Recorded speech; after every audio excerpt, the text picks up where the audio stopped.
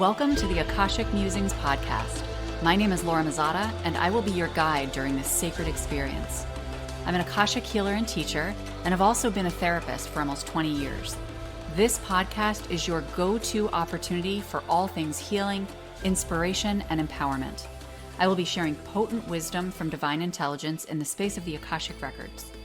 For more understanding of what the Akashic Records are, I encourage you to listen to episode 1 or head over to my website at www.theakashictherapist.com.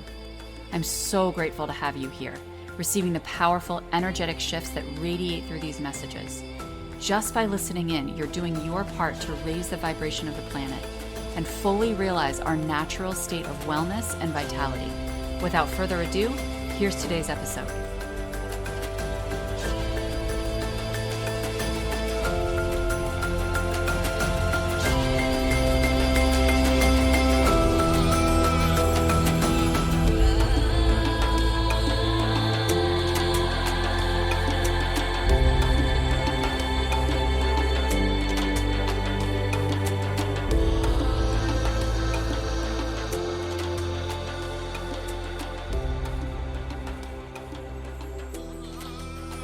Welcome back to another episode of the Akashic Musings podcast. This is episode 3 of the series on mental health. The term mental health no longer resonates, and this episode is talking about why a relationship with your soul is paramount. Thank you for your patience as I get this episode out a little bit delayed compared to the others. I hosted my retreat and it was absolutely phenomenal and wonderful, and I've been giving myself space to integrate and just actualize all of the shifts that came forward during that time on this beautiful mountain in the middle of the Berkshires. So I am back and I'm here to continue this series on mental health because I am such an advocate for being able to get to know your own unique energy and really seeing yourself for who you are and accepting yourself for who you are without making yourself wrong, without making anything deficient within you, which is a lot of what we talked about in episodes 1 and 2 of this series. Episode 1 was actually episode 66 on my podcast, There's Nothing Wrong With You. And then the second part was episode 67, which is how to truly see yourself. So now we are moving on to the discussion of understanding your own unique energy really through the lens of your soul. So our soul is the core of who we are, and any energy that we get to know is very helpful information for us because it really allows our human to get to a state of understanding so that we can navigate this world in a way that makes sense to bring us the highest level of joy and functioning. But our soul actually programs our energy, and our soul dictates the energetic blueprint that we enter this world with. What is an energetic blueprint? It's really that map of energy that makes you uniquely you. So all of us are made up of building blocks of energy, but they're all compiled in a different way and different patterns to make us look different, sound different, feel different, act different. So honestly, when you connect with your soul, what you're doing is it's kind of like a one-stop shop. When you go to the soul, it fuels everything else. It fuels your physical body, all of those layers I talked about in episode 1, that there's nothing wrong with you. The physical layer, the emotional, the mental, the energetic, all of them are programmed and fueled by the spiritual. And I've gone through different phases of spirituality in my life. I originally was going to go to the seminary to become a Presbyterian minister. I went through a period of time where I really didn't connect with God much at all. And really, my belief was wavering for a period of time. And then after I had sepsis 8 years ago, it was even before that when my parents were really ill, I started to connect more with spirit again and start to really cultivate a relationship that was just between me and source, me and God, me and spirit, and started learning a lot about my own energy and how I am meant to work with the energy that comes through me from the universe. If you'd like more details about that information, listen to episode 67, which is how to truly see yourself. I talk about how you can start getting an understanding of that for yourself. But when we talk about spirituality in the mental health world, it's very often approached from a space of like a cultural and contextual perspective.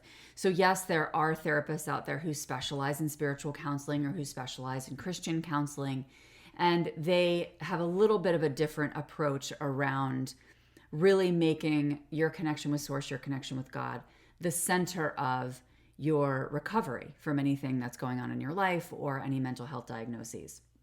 But for the most part, the wealth of mental health professionals are assessing and incorporating spirituality really so that they can just kind of know.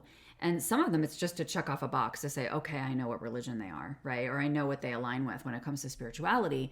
And they really see it as, okay, I want to understand the context that you grew up in, that you live in, that you come from. And it's a great tool to assist with understanding that, but it goes a lot deeper. And that's the part that the traditional mental health world is lacking across the board, which is there's a difference between, okay, I understand your faith from a cultural and contextual perspective. Like I get that that's why you may think this way, that's why you may act this way, etc.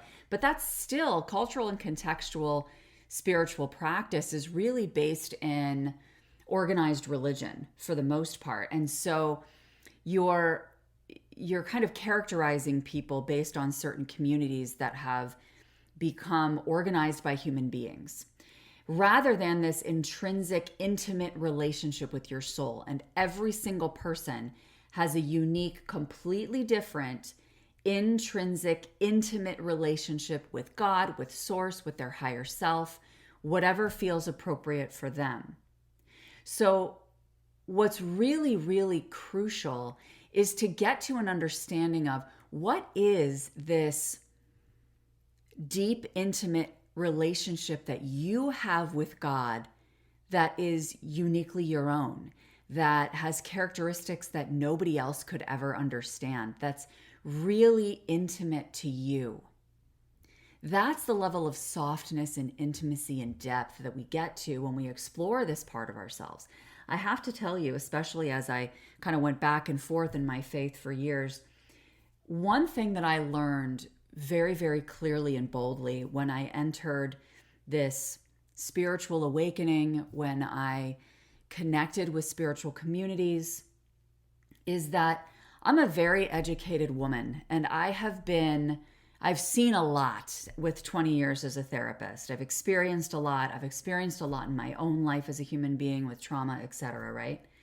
The healthiest, most stable, brilliant, outside of the box, creative, life-changing, game-changing, world-changing people I have ever met in my life has been the people on the spiritual journey, have been people who hold their unwavering relationship with their soul or with God or with their higher self as their number one priority, as absolutely paramount.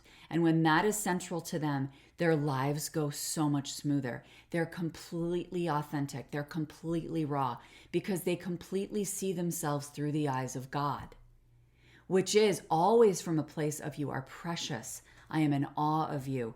All of these little unique nuances of you they're beautiful, they're quirky, they're fun, they make you different and creative, and they touch this planet in a way that allows you to paint it with a brush that no one else holds, right? And don't we want to make that art with our lives and feel it and allow other people to experience it and receive it and grow because of it, giving other people permission to be themselves. And it's an unfolding process. It's not one that's going to happen immediately. And I've said that in previous episodes in this series, which is that, creating a relationship with your soul is one that requires trust.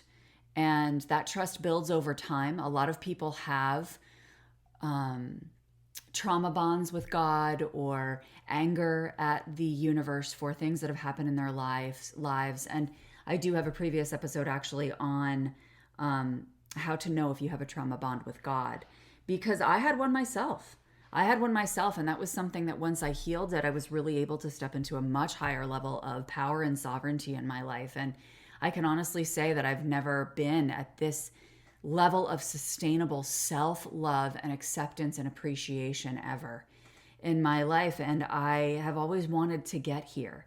And that's why it's so important to me to share this with other people, because I'm not just seeing this in myself. I'm seeing this transformation in all of my clients, in my family members, in those who are closest to me. And it's beautiful because a lot of these people who followed me from my traditional therapy practice into this work have completely opened up a new level of themselves. So I ask you, how do you sit with your soul? How do you create a relationship? You can do it through prayer. And if you don't know how to pray, just sit down and ask for God to come into the room with you and have a conversation, or just sit there and start to chat into the space around you with the intention of connecting. And you will start to feel it. You will start to heal it.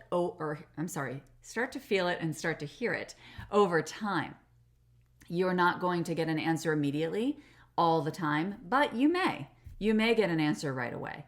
So just give yourself space to start to speak to the depths of you. And that's what your soul is. It is the absolute deepest part of you, your raw essence, aside from all of the conditioning and the stories and the events that have happened in your life, etc. It's really being able to peel back all of these human layers and saying, this is who I really am. And it's so freeing to be able to do that. The other way is to go into nature. One way that I used to love to do it was to we used to go camping all the time when I was younger, and I used to lay under the stars and just gaze at the universe, just gaze up at the stars for hours and connect with God that way. And some people do it in nature, just going on hikes or sitting in nature, and they prefer to just connect with Mother Earth as a spirit, which is also fine. There's no rules. This is your unique relationship. Some people connect through just their heart space, and they say, I just want to connect to my heart space. That's where my soul lives. You know, it's the intention that really matters here. So I encourage you to sit in prayer or sit in meditation or go into nature. Some people also find this through music taking them into a completely different dimension. So don't judge yourself or feel like there's any requirements around how you're meant to do this. And if it's something that you like some guidance on, or you want somebody to just tell you, this is how your energy operates and this is how you're being called to connect with your soul, you can certainly book a one-on-one with me. I have 20-minute individual sessions as starter sessions for people who haven't connected with me before, and they're $50. You can find a link in the description of this video, or this podcast episode, I should say. And I can absolutely guide you in that way. So thank you so much for tuning in. And I'm always eager to hear your thoughts. If you like this episode, take a screenshot, share it to your story, tag me at Emerge Healing and Wellness, and I look forward to seeing you on the next episode.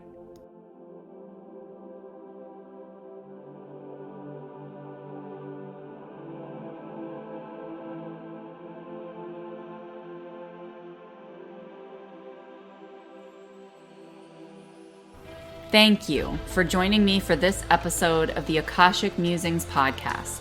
I'm so grateful you're taking the time to integrate healing at the deepest level. If you loved this episode, connect with me on Instagram at Emerge Healing and Wellness, or contact me through my website at www.theakashictherapist.com.